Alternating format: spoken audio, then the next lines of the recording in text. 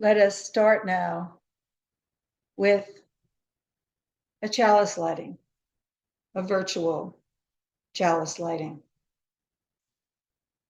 With these words, we gather today as one community, a community united by common ideals: love, justice, diversity, freedom, equity, and peace. As a faith community, we send thoughts and prayers to all the world's troubled spots, most recently Israel and Gaza.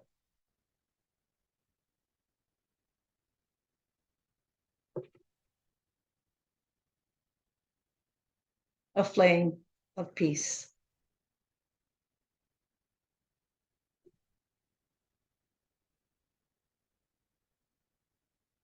Our focus at this year's annual gathering is on refugees, immigrants, and undocumented people, especially women and children, some of whom are fleeing from war. Whether refugees and migrants are welcome or unwelcome, they must deal with adjusting to a new country, new language, new culture and customs, and maybe new possibilities, but also new fears. It is hard to leave. Some of you know that I am a retired journalist. I will never forget in Europe in 2015 when there was a flood of refugees from Syria and then Afghanistan and Pakistan. There was a quote from one refugee who said, "No one leaves their country for no reason." No one leaves their country for no reason. It's hard to leave, and it is not easy to stay in the country they flee to.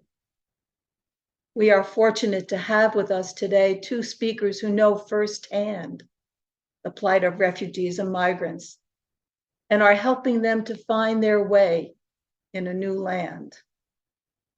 Laura Molinar is co-founder and co-director of Sueños sin Fronteras de Tejas, Dreams Without Borders of Texas, which works with immigrant and undocumented communities in San Antonio. Our other speaker is Andrea Székely, a board member of the Hungarian Unitarian Church's charity, known as Providence in English. They have been working with Ukrainian refugees in the city of Cluj, Kolozsvár, in Transylvania, Romania. ICUUW has been a supporter of both programs. For Sueños sin Fronteras, in December 2022, we obtained a $10,000 grant for them from the UU funding program. Let's start with Laura, who will tell us about the challenging work they are doing in supporting the livelihoods, visions, and leadership development of immigrant, Black, Indigenous, and people of color in San Antonio, Texas. After the presentation, you can put questions for her in the chat. So Laura, over to you.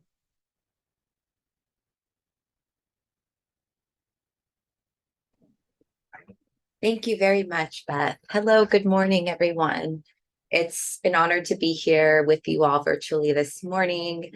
My name is Laura Molinar. I use my pronouns are she, her, ella, and I am the co-founder and co-executive director of the organization here in San Antonio, Texas, Sueños sin Fronteras. And thank you so much, Beth, for that warm introduction.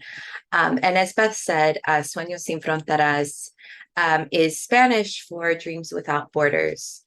And our mission, and I have some slides to show you all. I think I have sharing access here. Let's see here. Yes, I do. Okay. I'm just going to share just some visuals with you all so y'all can see the work that we all do. Let's see here.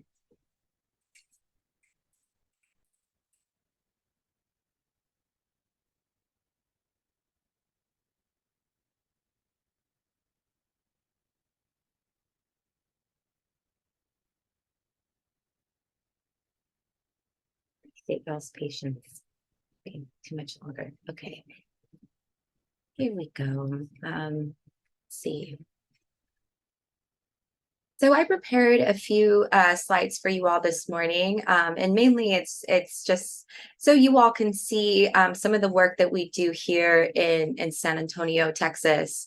And for those of you all that have never been to San Antonio is the seventh largest city in the United States. We are the second biggest city in Texas, closest to the border. We're about 155 miles away from the US-Mexico border. And San Antonio has a population of about 1.7 million people. And when Sueños sin Fronteras first started, and we're going on our 6th year of being an organization. When we first started, our work primarily was concentrated at the border. So we were traveling from San Antonio to the US-Mexico border to bring supplies and volunteers. And we were kind of like an emergency task force. That's kind of how we started, because there was a big need for hygiene supplies, health supplies, clothing, and a lot of different provisions to bring to the border, where migrant families were they were crossing the border and being apprehended by Customs and Border Protection, CBP officers, held in detention centers. Like you all have seen on the news, back in 2018, the cages, those are the places that the families were coming from when we were down there, and they were released to a shelter led by Catholic Charities, and that's where we first came into contact with the families and started to see the immense need for reproductive health and reproductive justice, especially for birthing and pregnant and postpartum people and their children. And so that's how we started.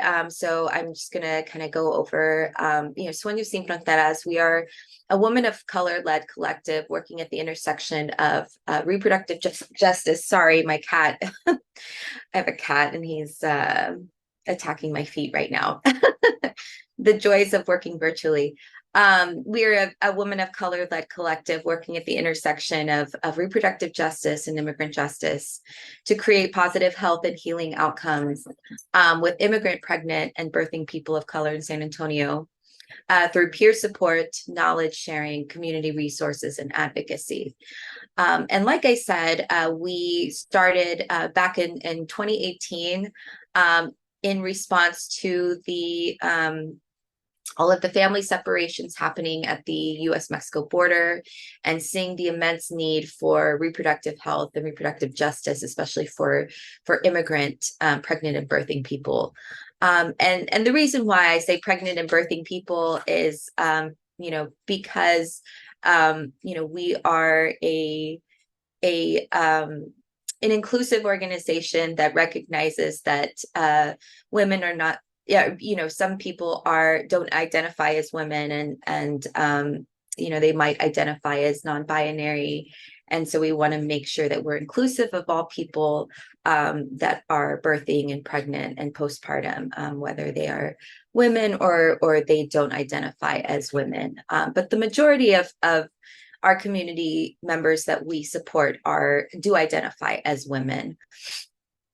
And just a little kind of disclaimer about reproductive justice. So, we are a reproductive justice oriented organization.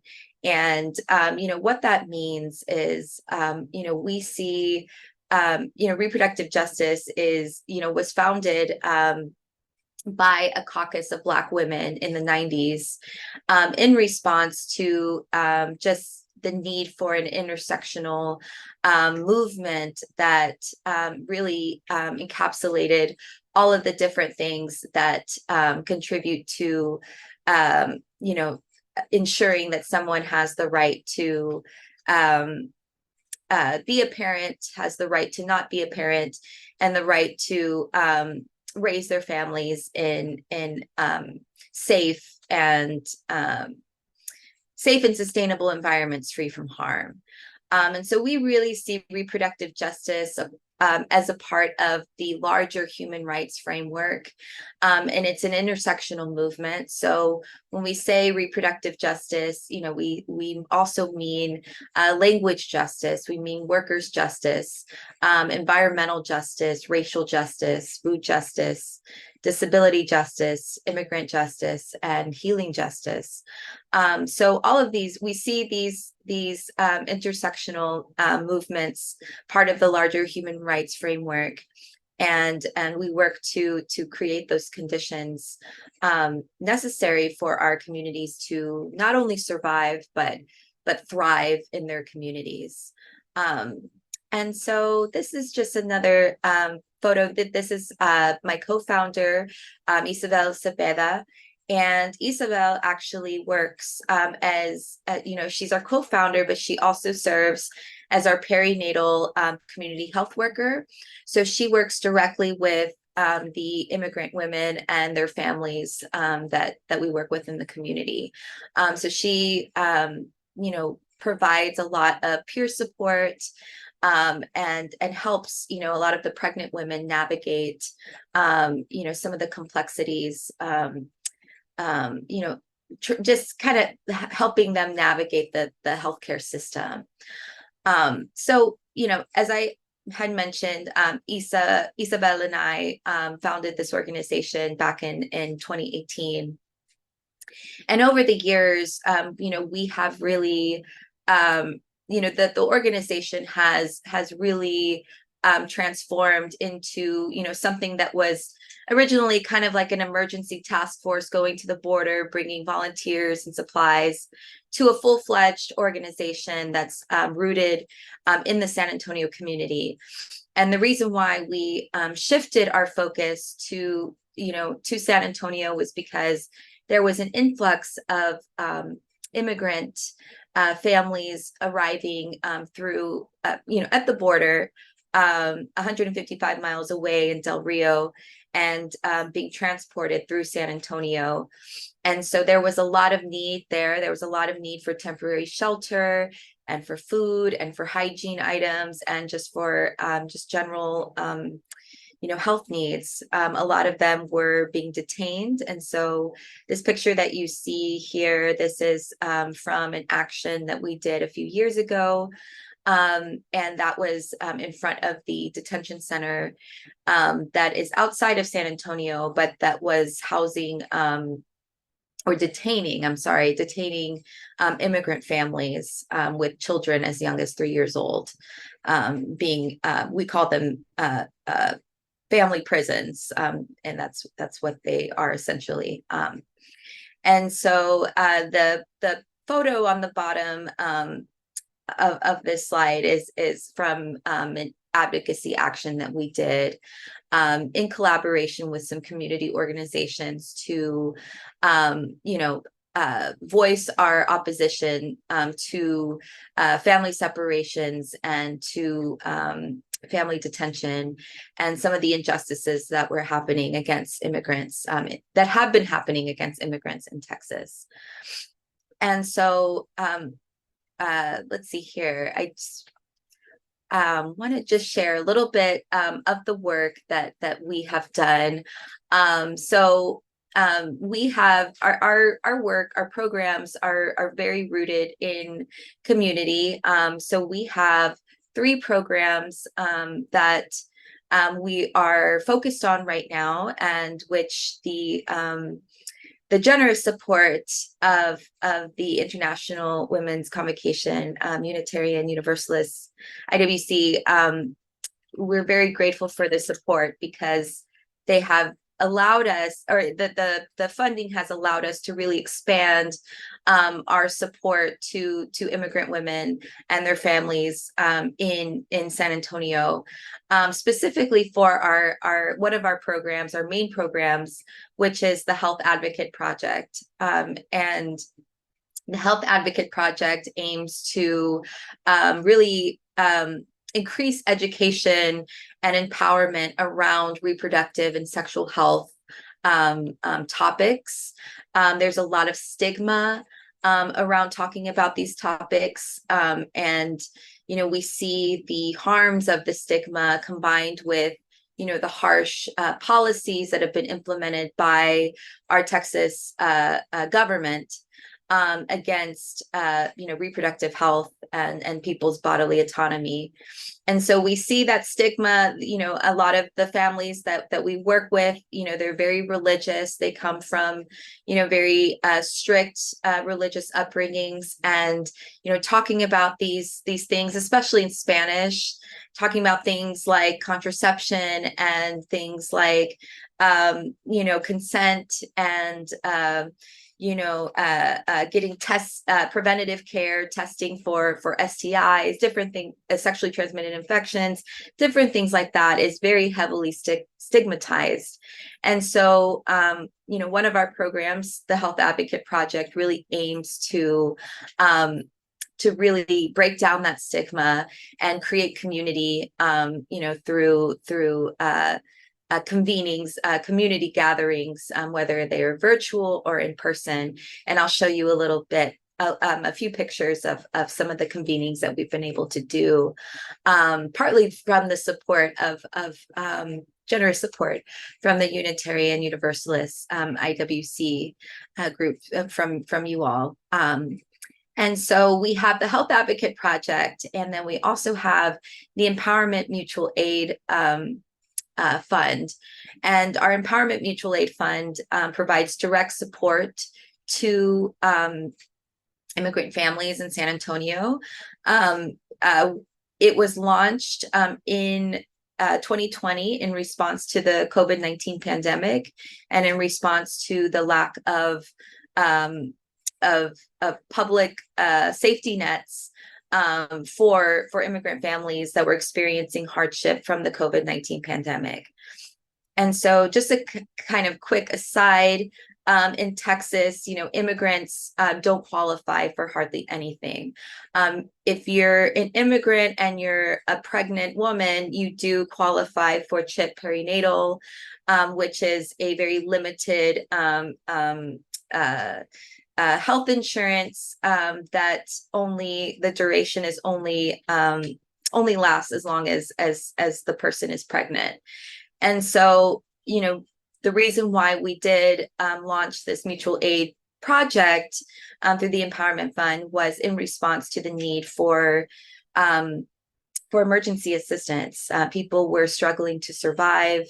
In Texas, shortly after the COVID-19 pandemic, we also had a devastating winter storm that wreaked havoc to a lot of different Texas communities across the state, and disproportionately impacting immigrant families because they had no access to electricity and water and food.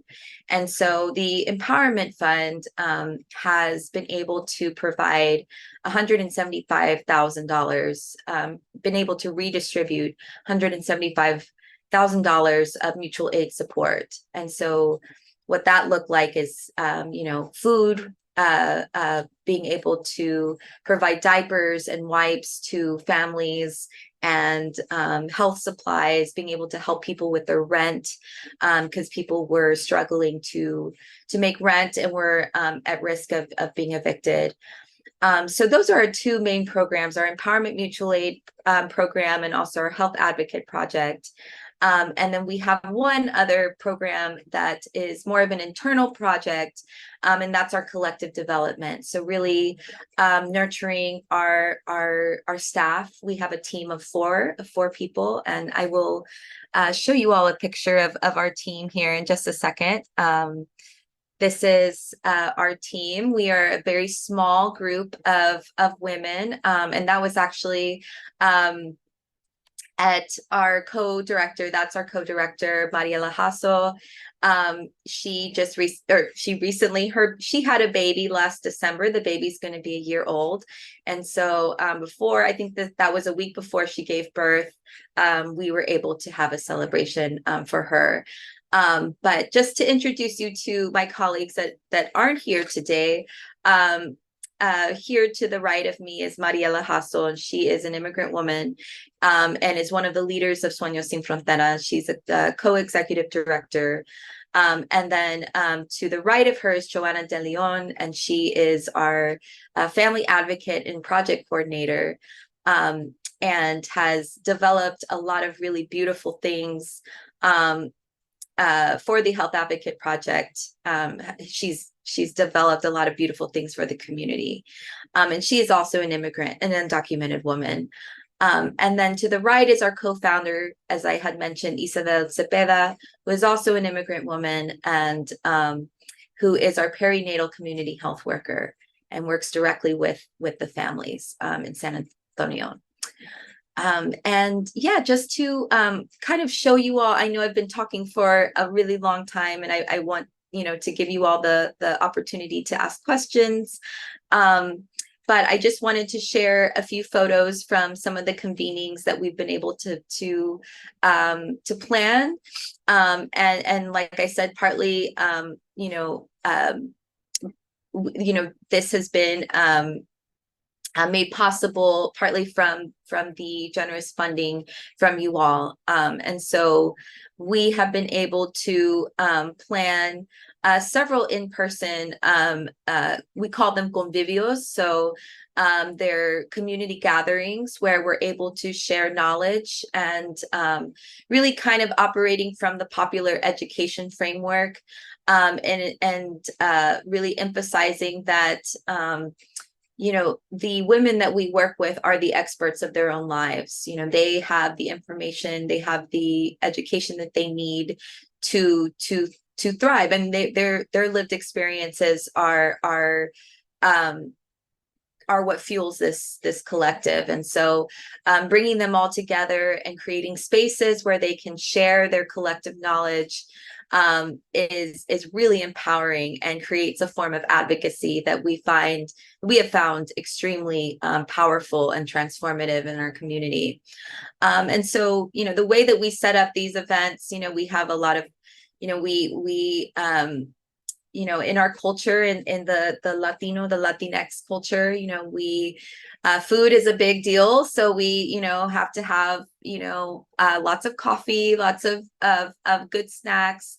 We also have some grounding aspects of our events, where we have candles, and we have a place where, if things feel heavy or there's really intense things that are talked about, we try to come from a trauma-informed lens and really, provide space for people to reflect and to take care of their mental and their emotional well-being. And here's another photo of just of the same community event. And this was a group of women that we work with, and we also provided childcare to, and invited the women to bring their children, and had a space for them to play and to eat, and to also get to spend time with each other as well. And yeah, this is another photo of another convening that we did at a park on the east side of San Antonio. And this was a really special event where we were able to talk about mental health, and really seeing that mental health is a huge aspect of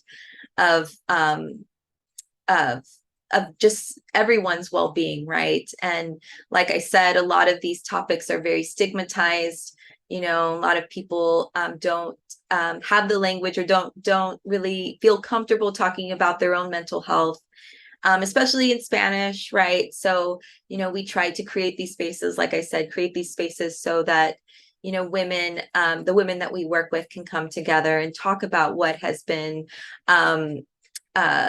what they've been navigating, right? You know, postpartum depression has also been a really big thing that we've seen come up, you know, with our community members. And so, you know, just trying to collaborate with community partners like therapists and psychiatrists who can also provide some direct support, but also provide community education. That's been really big in these convenings, incorporating these into our convenings too. So I know I've been talking for a while, and I appreciate everyone's patience. I just wanted to share just a few more photos of just, you know, how we set up these events. And we have, you know, a little altar where we have, you know, some rose water, and our co-founder is really, she's very skilled at just putting these things together and, you know, being very intentional and thoughtful, just with the setup in general. And so we have some rose water and some lavender oil if, you know, folks want to kind of reground themselves by, you know, spritzing some on them and just, you know, kind of, you know, spending time at the altar in prayer, or whether that's, you know, offering, you know, a thought or, you know, just different things that help ground them. And this is a very special photo. You know, you can see a lot of, we love these events because they really encapsulate the joy of our community. And, you know, that is where we feel that is where true advocacy is birthed, right? And where transformation occurs is with one another.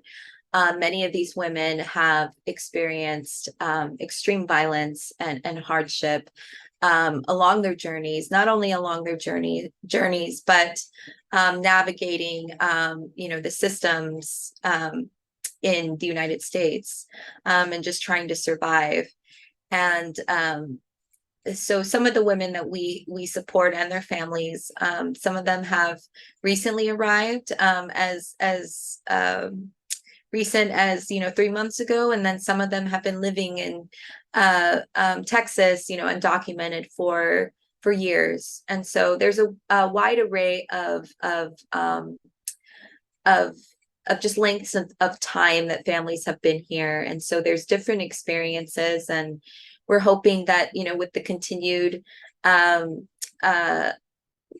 facilitation of these events, that we can bring more people together and be able to connect more immigrant women and their families to life saving services and education.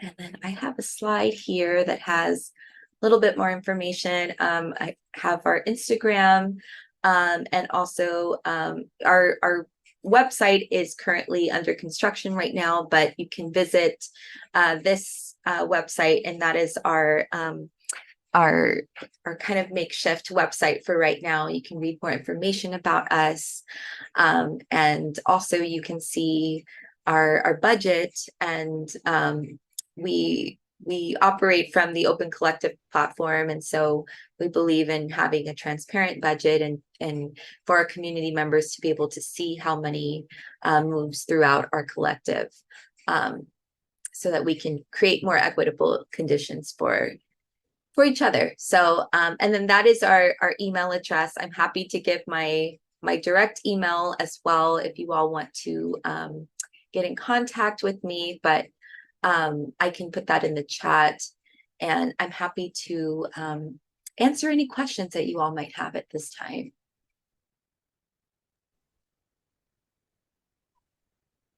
Okay, thank you, Laura. Can we lose the slides now, I think?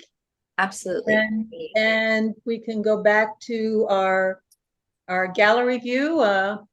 And if you'd like to turn your videos back on to see everybody, you can do that. And if you have any questions for Laura, please put it in the chat, which ICUUW President Karen Korch has been monitoring. And so, Karen, do we have some questions? Yes, we do have a couple questions. There is a question from Anne. Do you have a permanent building or office? And what is your budget for a year? And where does your funding come from, besides the things that you've mentioned? Yes, these are all great questions. Thank you. Thank you so much for that. So I see the questions now. And I'll answer the first one's from Anne.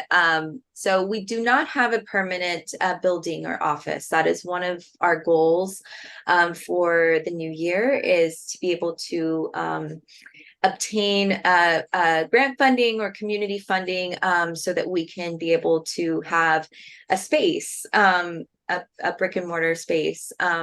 Right now, our work is primarily in the community. A lot of us, we meet virtually, and we meet at coffee shops.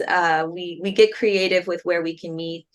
We also are very lucky to have community partnering organizations that allow us to use their space from time to time for events in the community. So that is one of our future goals, is to have a permanent building and space. Our budget for a year, yes, our budget for a year is, and I have the number on top of my head, at $384,346. That is our budget, and we receive primarily the majority of the money that we receive is from grants, and we have received a lot of funding from foundations. So some of our biggest supporters have been the Rockefeller Foundation. They have an entity called the Collaborative for Reproductive and Gender Equity. And they provided a $100,000 grant to us for 2 years. And we have a grant from a foundation called the Colibri Foundation, and that is a $200,000 grant that is a 2-year grant. And those were some of our most significant forms of funding. We've also received a 2-year grant from the San Antonio Area Foundation in collaboration with UT Health Science Center, which is our medical school here in San Antonio, and also the City of San Antonio's Metropolitan Health Department. They awarded us that was a collaborative grant called the Access to Care Grant, and that is a 2-year funding opportunity for capacity building and for general operating support. And we've received several other smaller grants from foundations such as Every Mother Counts, from the Emerson Collective, and from Groundswell Foundation, and I'm losing the West Mariam Asefa Fund.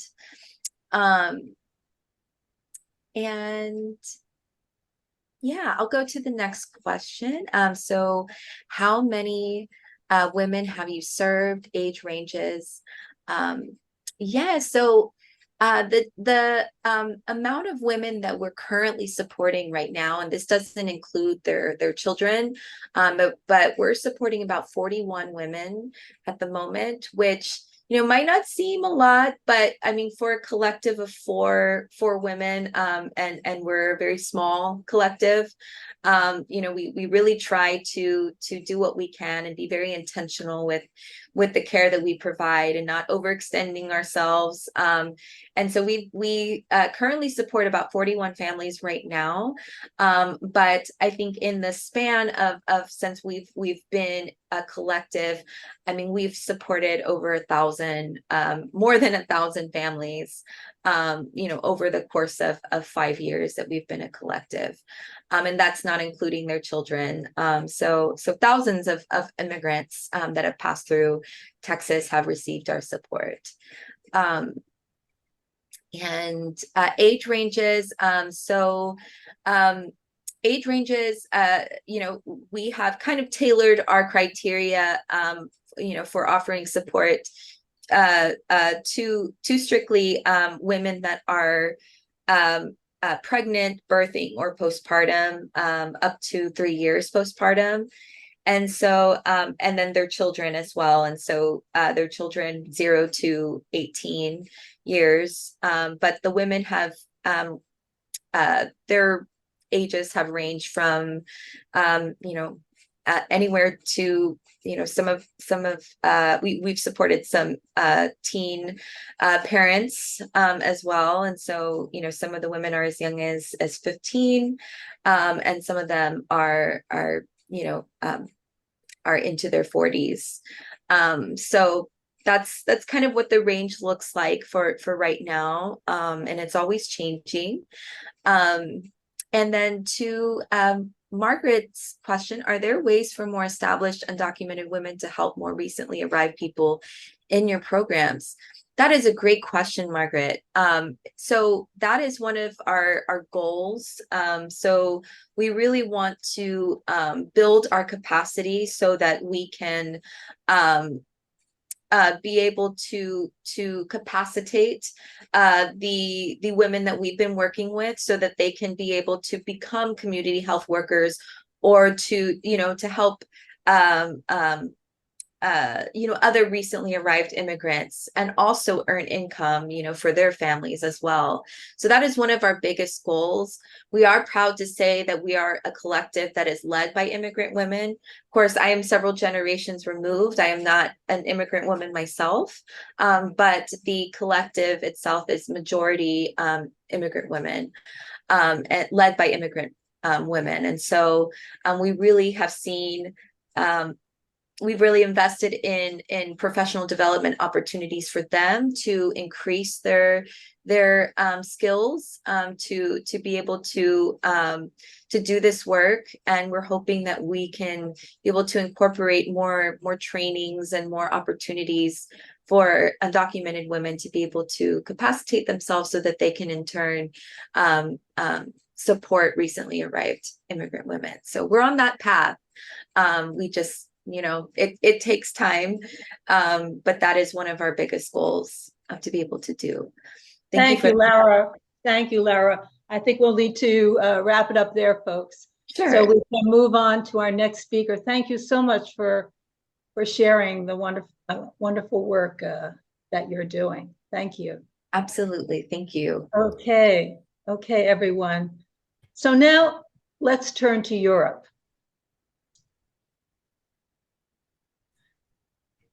Hello, everybody. Okay, and what I'll introduce you, Andrea, it's there's a full-blown war going on in Europe after the Russian invasion of Ukraine. The war has been going on for 20 months now, and according to the United Nations, more than 6.2 million Ukrainians, mostly women and children, have fled the country seeking safety elsewhere.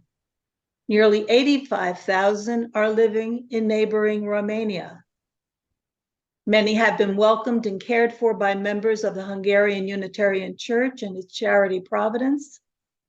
ICUUW has raised over $100,000 for Providence to help them provide humanitarian aid to the Ukrainians, and even more to create a groundbreaking kindergarten to teach young Ukrainian children to read and write in their own language.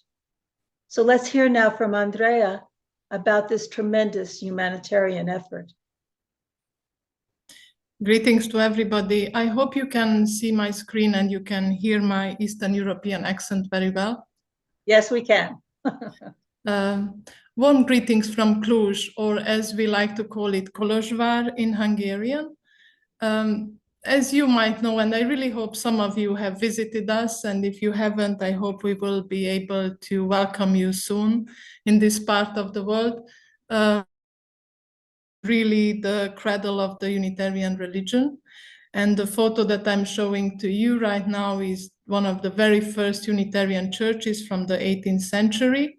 And next to it is the Unitarian College, where my kids are going and where not just Unitarian kids have been going for centuries. So this is a very historical part of Cluj, Kolozsvár. And it's not just because of sightseeing purposes that I wanted to show you where we are, like the northwestern part of Transylvania. I wanted to show you this image because this was actually quite crucial in the whole Ukrainian response. So you might wonder, what is the church and the college have to do with the whole thing? The whole response, the whole Ukrainian response was actually an amazing collaboration between the Hungarian Unitarian Church. There are two parts of it. There is the bishop's place. So the bishop's office is in the schools building that you can see now. So the bishop and its team is resided there. But behind the church, there is a little office where the center of Cluj congregation is staying. I am a board member of Presbyterian in that church as well, and they've also been quite crucial in the whole response. So on one hand, you have the Unitarian Church, the bishop, and the center of Cluj, little denomination, and then you have the Jofi helped me here with occasionally with the names. And then you have the Unitarian school, which surprisingly we would have never imagined. The Unitarian school and its leaders, the director and teachers, have been very instrumental in putting together the Ukrainian response. And obviously below you have Providence Charity Organization, which is the charity organization of the Unitarian Church, has an office in the school building, as you can imagine, and it's been around since 2007. So it has already more than 15 years of experience in helping those that live under the poverty threshold. So here we go. We have 3 institutions here. And it was a very nice February in 2022. We've all been just enjoying the winter holiday, the ski holiday in school. And I remember it was just a wonderful, everything and everybody was at its place. Life couldn't be better. And we turned on the news and we saw what's happening right next door, which was totally unbelievable for us because in the 21st century, people still fighting or having a war and being at the danger of starting a 3rd World War, it was just something that we couldn't imagine. So were we prepared for this? No, we weren't. Did we manage? I think we managed beautifully. How and what was the secret for it? I think it was these 3 institutions coming together like at the very first moments of the war and getting ourselves organized and having people like you behind us, for which we will be eternally grateful, because without the support and the funding coming from you all, we wouldn't have been able to achieve what we managed to achieve in the past 1.5 years. So I'm quickly gonna walk you through of what we've done. So it's a little bit, here is where your money is type of presentation. I'm not going to focus much on Providence Charity, but I'm happy to answer additional questions at the end if you want.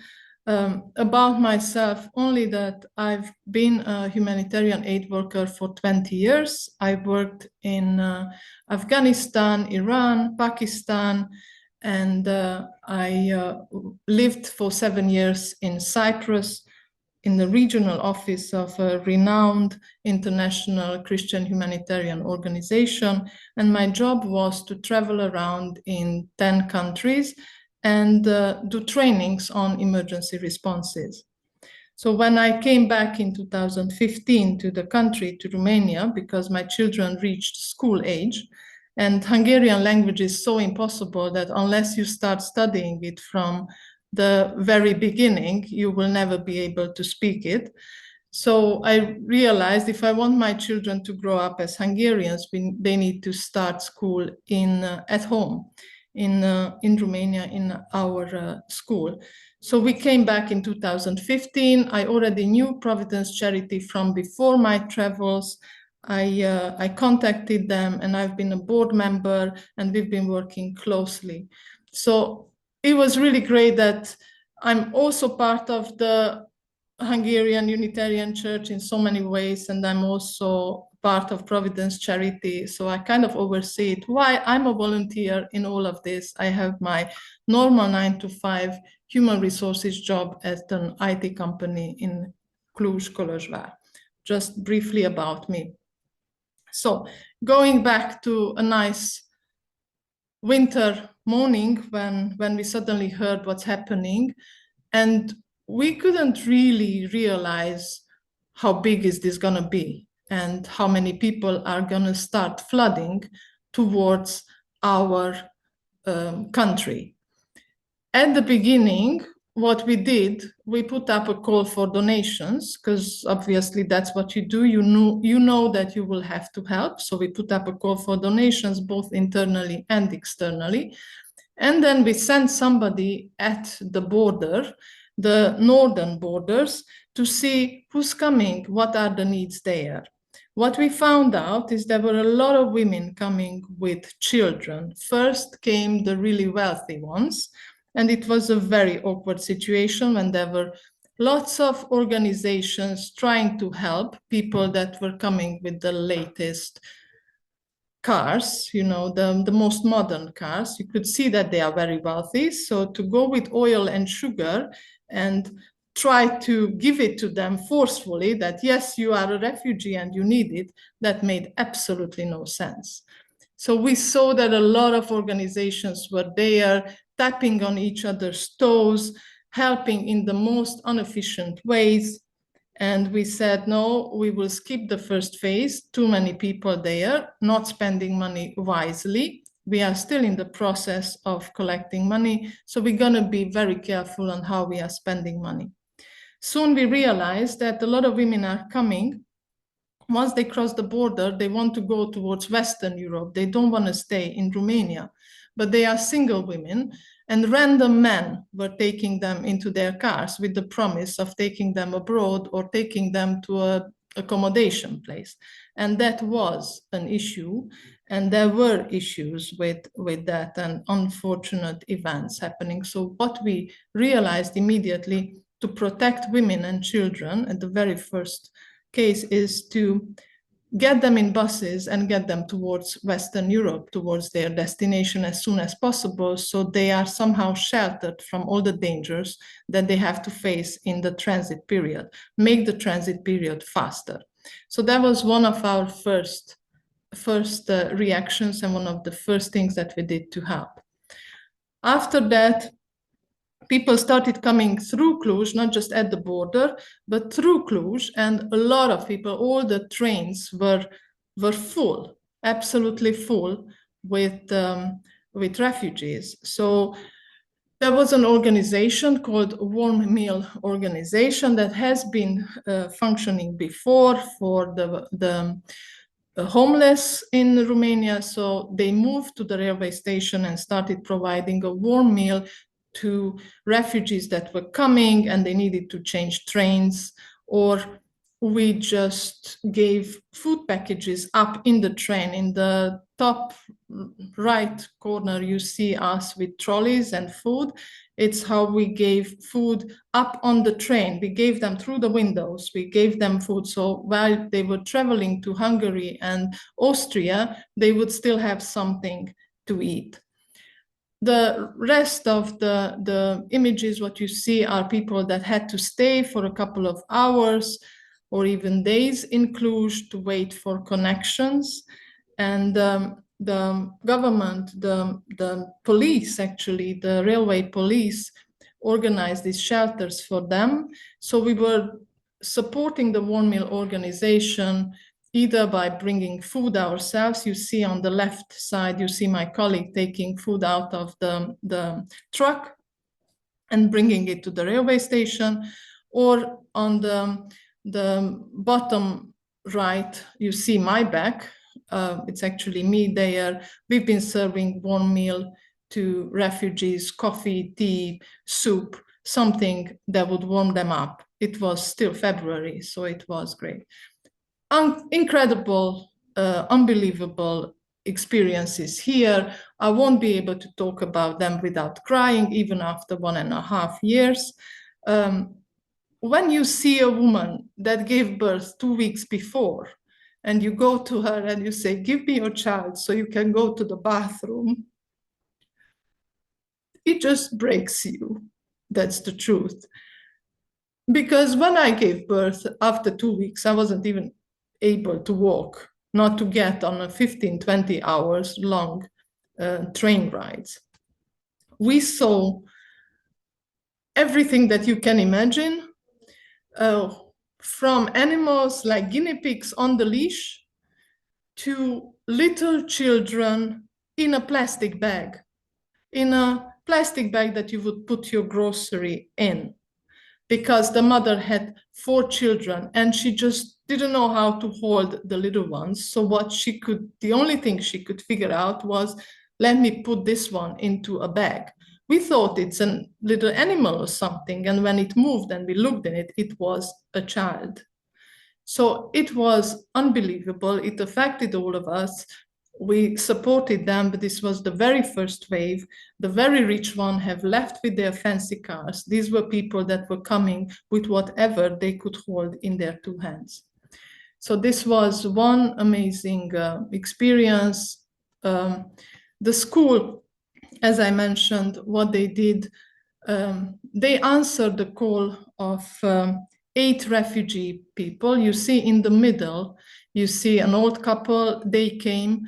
In the middle, you see another younger couple, they came with the teenage daughters. And then next to it, there is a blonde, shorter woman. She came with her 2 teenage daughters as well. So it was 8 of them, and they actually lived in the school. We managed to find accommodation, not just for the 8 of them in the school, but also in all our apartments and all our friends' apartments. We managed to host more than 70 families.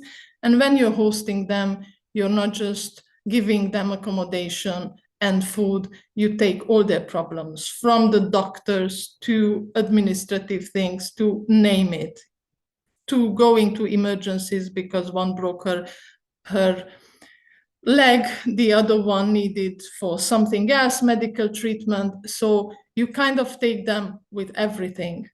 And that was one of the things we had to do in the first days.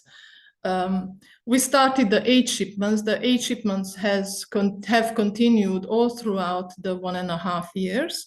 There have been altogether 9 shipments to Transcarpathia, which is up north, and 7 to Odessa, Mykolaiv, which were areas directly affected by the war. What you see here is we brought medical equipment to a hospital that was bombed.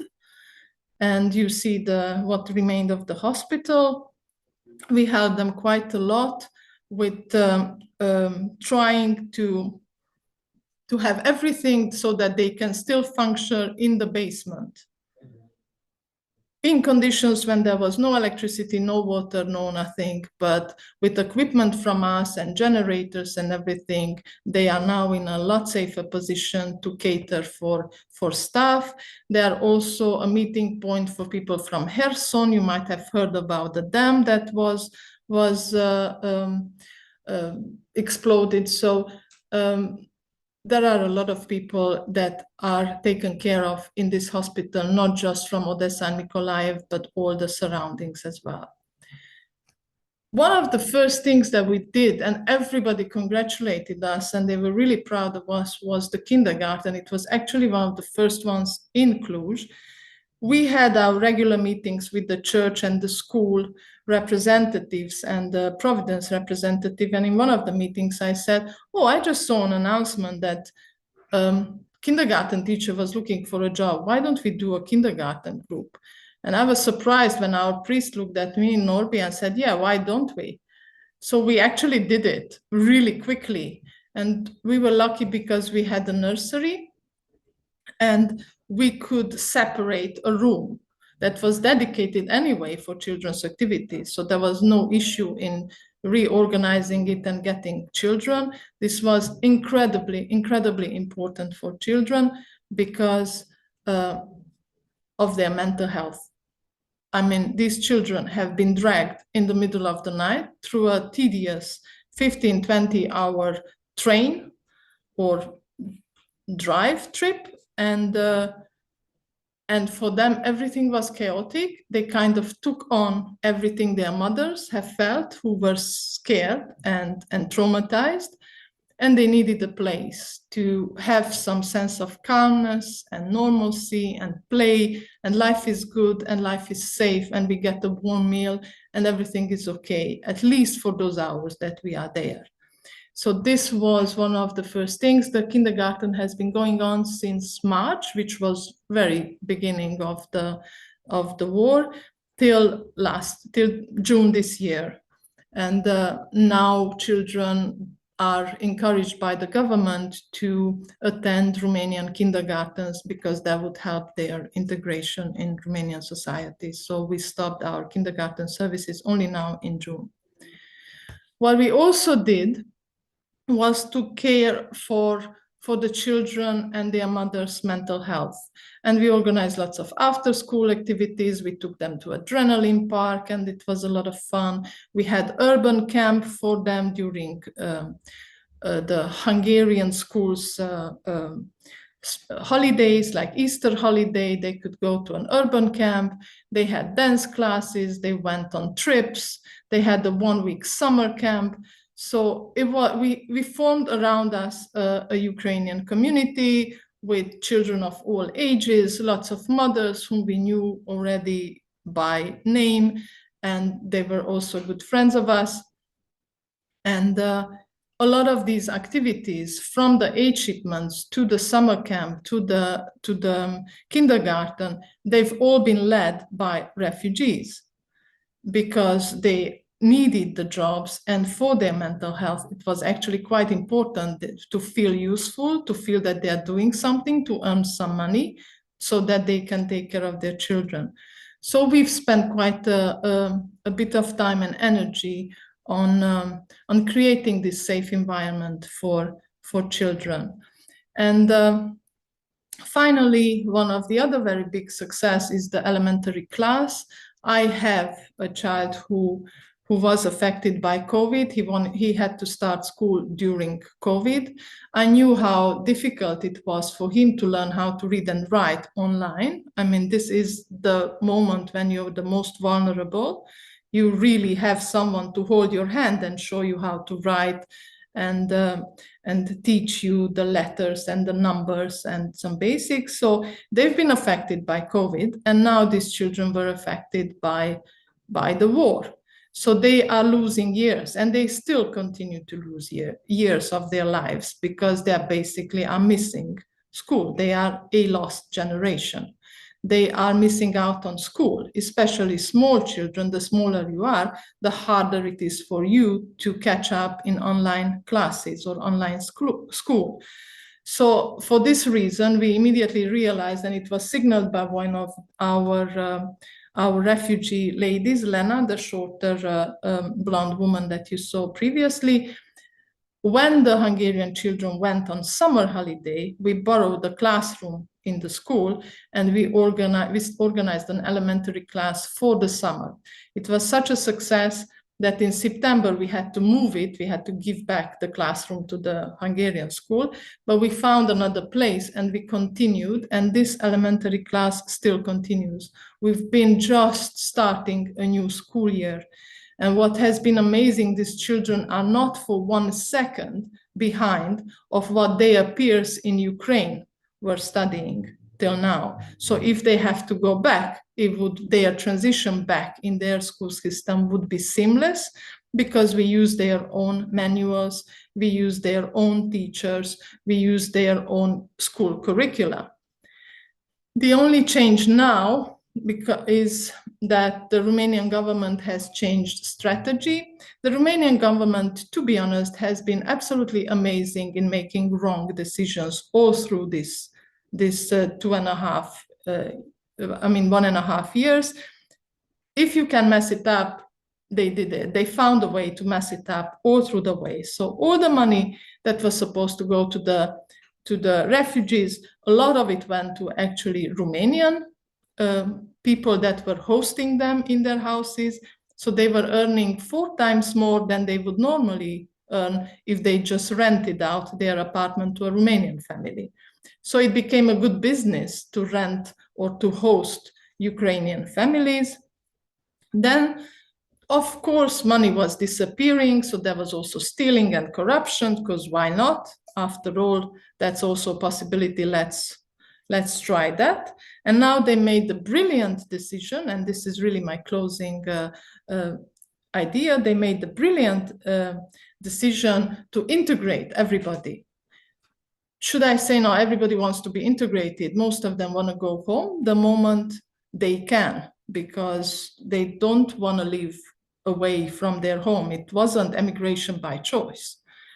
That's one. Second, they decided that they would only give a little bit of support, like $400 worth of support per month for a family if the parents were working and if the children are attending school, which is nonsense, because children attending Romanian schools, it's traumatic for them. Imagine them being in a classroom where nobody speaks Ukrainian and they are supposed to understand. And I mean, it's just crazy to even imagine that kids could do. They wouldn't get grades. They can come and visit.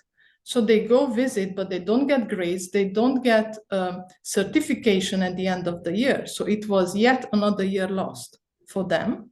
They also don't learn anything, because why would they? Everything is in Romanian. How could they learn anything?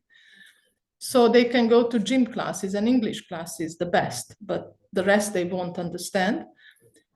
So that's on one hand, it's totally unfair and traumatic for children.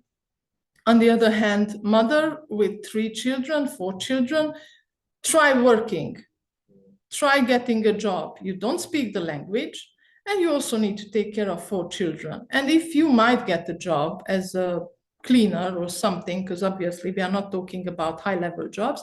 If you get a job as a cleaner, all your money would go on a babysitter, because somebody needs to stay with your children.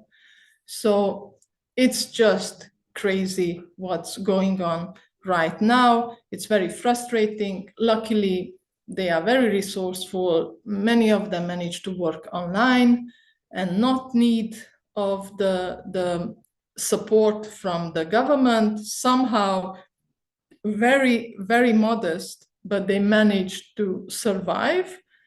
And what keeps them motivated and alive is that the school that we are providing here in Cluj is still a lot better and a lot safer than the school they would get if they moved back to Kiev or wherever they came from. Not to mention the families that they have absolutely no place where to go back to, because Mariupol or Kharkiv or Kherson are all gone. So it's not where to go. But even Odessa has sirens and bombing on a regular basis. So this is where we are now. We are still focusing on the children. We are still catering for individual requests as much as we can. I think what is the most strategic right now is to focus on this vulnerable group of people. We will probably continue aid shipments. The aid shipments have always been according to real needs and real needs assessment, not just buying a lot of things, dumping over the border and good luck, somebody distributed, but we actually did needs assessment and we actually responded to specific requests. And yeah, that's basically it. We are still going on. We are going on with a lot less funding than 1.5 years ago, but we know which are our priorities, and we are determined to continue. Thank you. I hope I did not talk too much. No, Andrea, that was great. Thank you so much I for will stop sharing. sharing so thoroughly what the work that you have been doing since the war broke out and the refugees started coming. So now, if you have any questions for Andrea, I invite you to put it in the chat, and we'll take a look at what we can ask. Terry is asking, how can we help? Funding. It's very clear. The cost of the elementary class right now, it's around $2,000 per month. $1,000 is the teacher's salary, and $1,000 is the rent we are paying, plus the fee for the English and Romanian teachers. And that's it. We even cut the one meal because it was too expensive and we just couldn't hold it. The mothers understood. They are preparing sandwiches for the children, but we still have classes from 11 till 4 o'clock. The kids bring their food and they continue studying, but we need to pay the teachers. We need to pay the Romanian teacher. We need to pay the English teacher. And we need to pay rent. So that's what we are covering. That's a very modest little project that's going on. There are several other requests as well, but to be honest, the biggest support is funding so that we can continue till the end of the school year, till the end of June. So these kids would have a start and end in their school year. Thank you. Ruth is asking, how many children attend the school and how many classes are there? Does the government penalize families who attend? No, the government is not penalizing. You know what's happening in all the countries I've been around. The governments are famous for making wrong mistakes, and that's when the society and the organizations, the nonprofit organizations need to step in and fill in the gaps and solve the problems that the governments create. So they are happy if someone is cleaning the mess that they are doing. They are not causing us any problems, but they are also not helping us, neither us nor the refugees, to be honest. So how many children?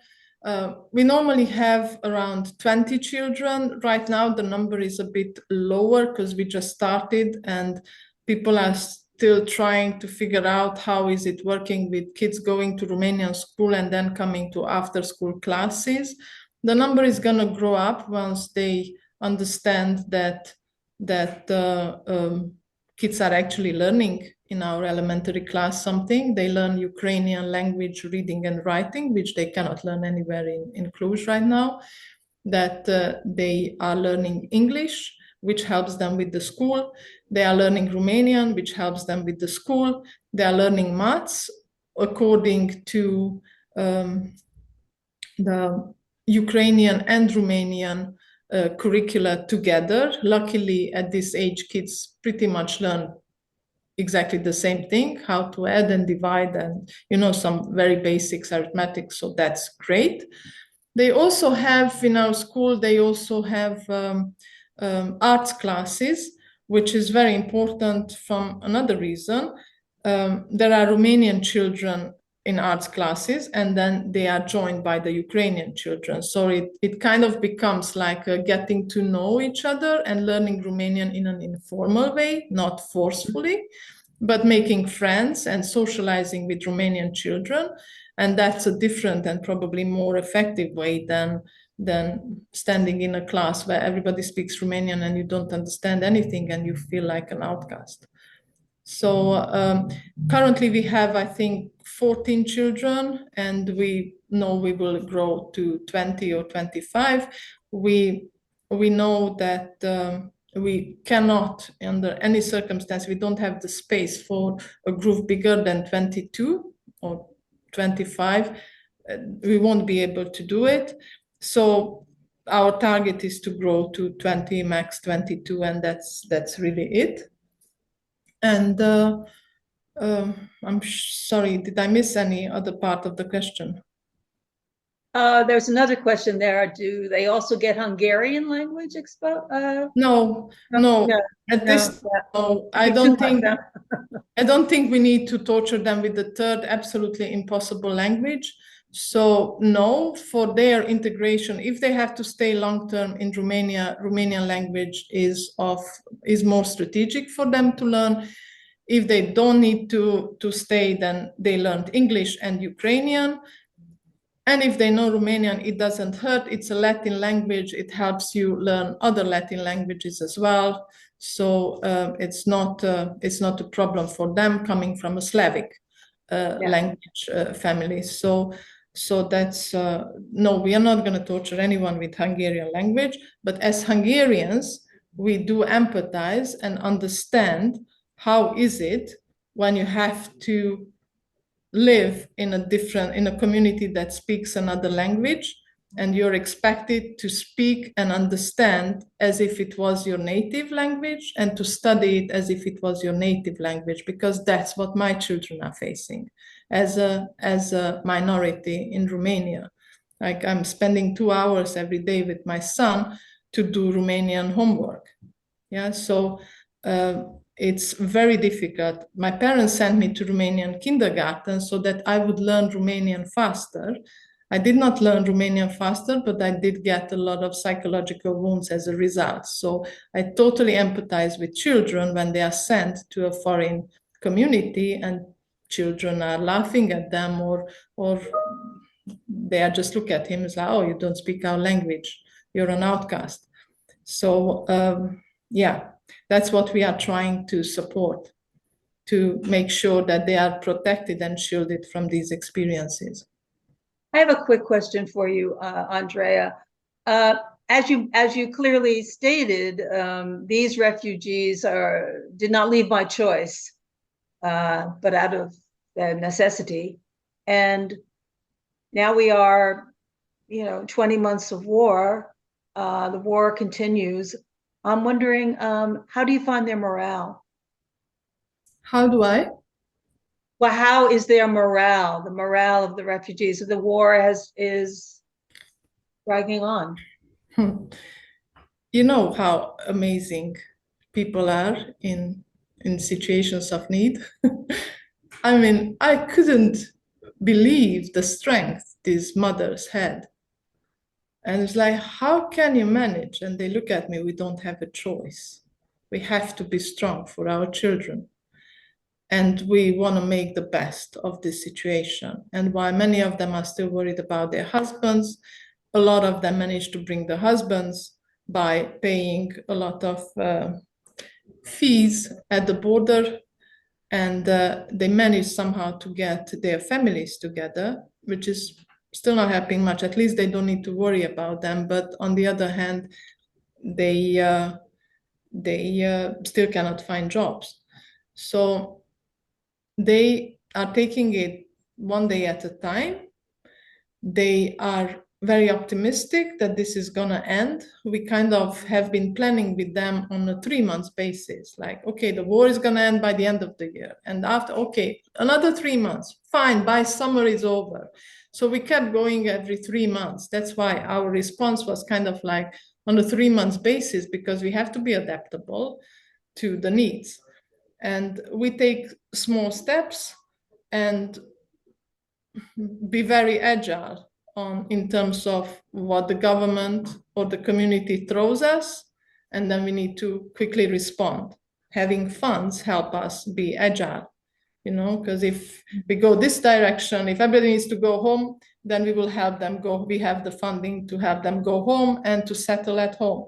If they need to move to Western Europe, then we will help them in that. If they need to integrate in Romanian society, then we help with that.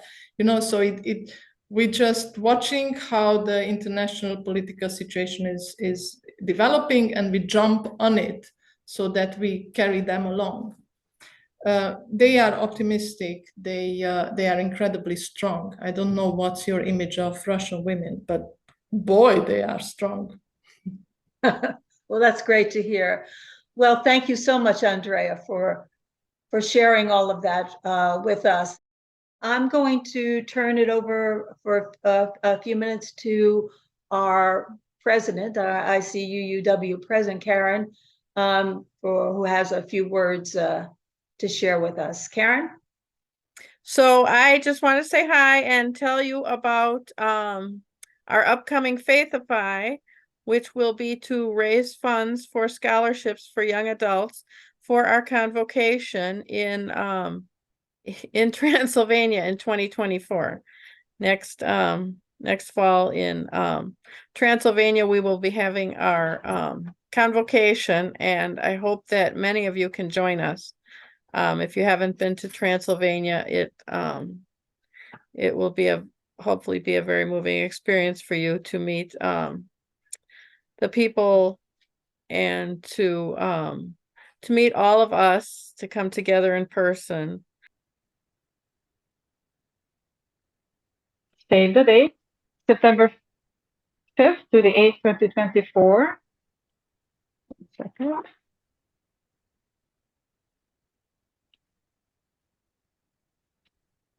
Here is the flyer.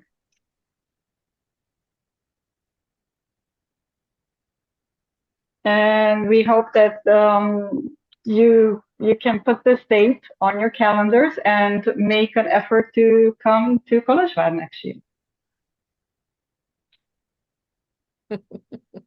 I see Andrea's got her 2 thumbs up. Yes, she's looking forward to she's looking forward to seeing us. Right, So, right.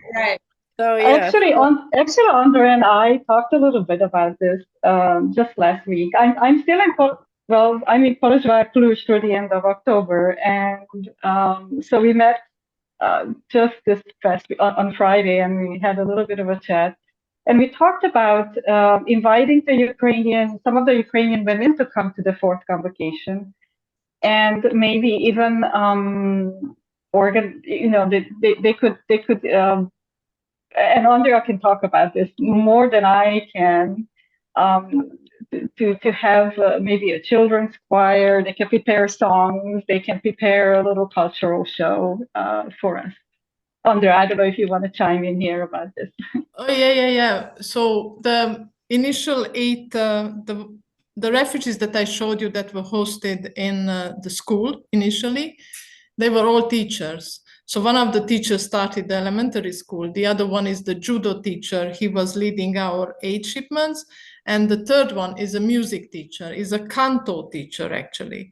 And she currently leads a lot of singing groups, and they went to Romania Got Talent, and they are doing amazing shows here on occasions like Ukrainian National Day or something. So they are amazing. They are very talented, and I'm sure they would love to sing or to perform in front of you if you would like. I know they managed to make everyone cry in church a couple of times.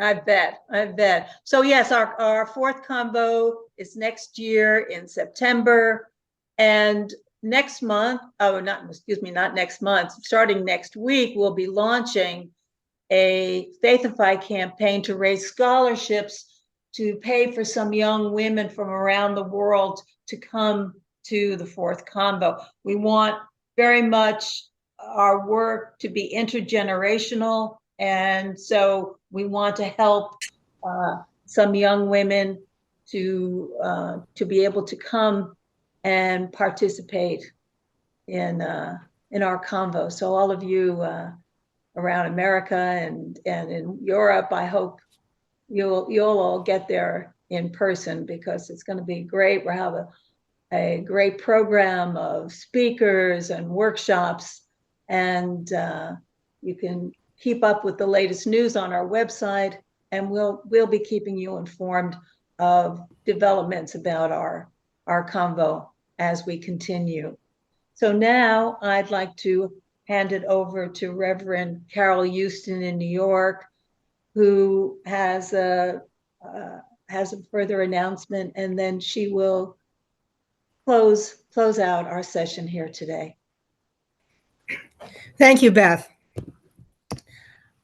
2 weeks from today, we will be meeting again on Tuesday, the 24th. And October 24th is United Nations Day.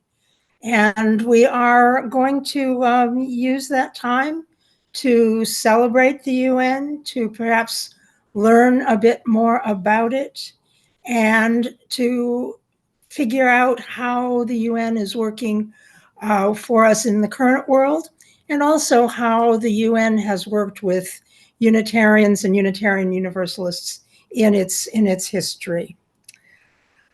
Please join us. Reverend Peggy Clark and Bruce Knotts will be speaking, but there will also be some time for breakout groups and discussions and questions amongst us all. So please join us 2 weeks from today, 10 a.m. Eastern Time to 11. And we'll close today. We are Unitarians and Unitarian Universalists together, most of us.